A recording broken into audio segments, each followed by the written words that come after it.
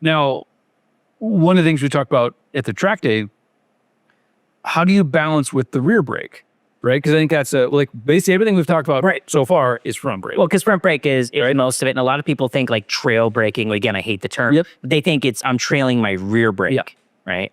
So with the rear brake on the track, and again, this is no different than on the street. We talked about it on a podcast a while ago. You say, well, what good is a ride height device to a street rider? And my point was, well, I could see the technology being used in reverse rather than squatting, dropping the rear end down to get more driving grip on the exit.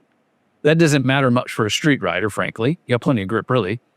But if in a panic situation, if I could squat the rear end down and lower my whole center of gravity, I could panic brake in a straight line much, much, much harder. Correct, because the back of the bike is going to be less likely to come up over the front. 100%.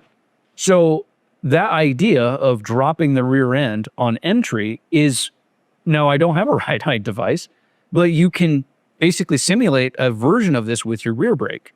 So if you're, imagine this next time you're on your bike, if you're rolling down a slight hill, or if you're at a stop like this, slightly downhill, instead of holding your front brake, step on your rear brake and let go of your front brake. You will feel the bike squat because that's the way the torque is driving the load. So your rear brake in a straight line will drop the rear end down. So if you're braking for a corner, if you're coming up onto a corner and it's you're racing maybe, or you're on a track, or you're riding in a canyon and a corner comes up and you realize this is tighter than I thought it was.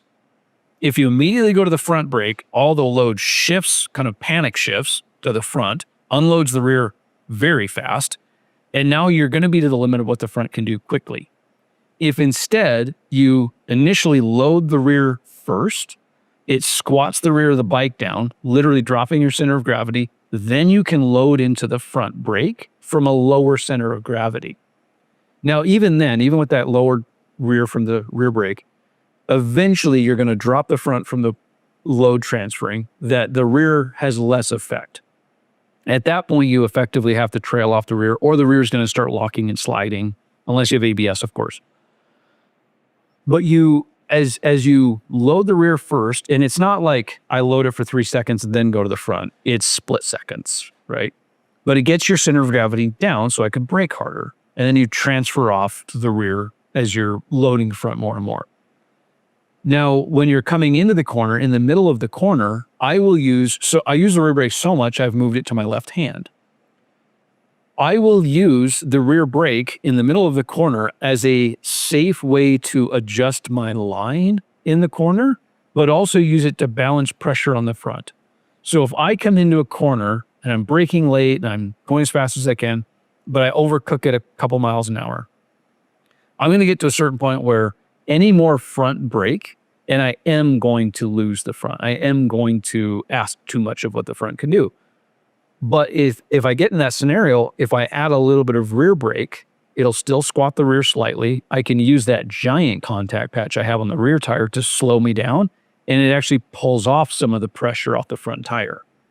And so the rear brake can be used in a bunch of different ways to help you get into the corner in straight line braking, help you come back into the corner if you overcooked it a little bit safely without overloading the front tire. It's interesting you bring it up like that from a racing perspective, because I do spend a lot of time on the track, but on street rides, you're on press rides and stuff like that on unfamiliar roads. It's funny, if I'm riding at a comfortable pace on a road I know, I barely touch the rear brake. Yeah. But when the pace comes up or it's a road I don't know or the grip goes down, then I'm using my rear brake with my foot exactly the way you described using it, your rear brake with your thumb brake on your... Yep. It's just this fantastic little tool to help complement and supplement the front brake. But I think it just gets way too much attention. People are like, oh, never use it. I use it only. I use it exclusively. They use it a ton. How many used bikes have you bought where you go look at how much wear the rotors have, and the front rotor has almost no wear and the rear rotor is really, and people are using only their rear brake. And it's, everything about this sport is balance. Yeah. All these nuances, things, and that's part of what makes it so fascinating.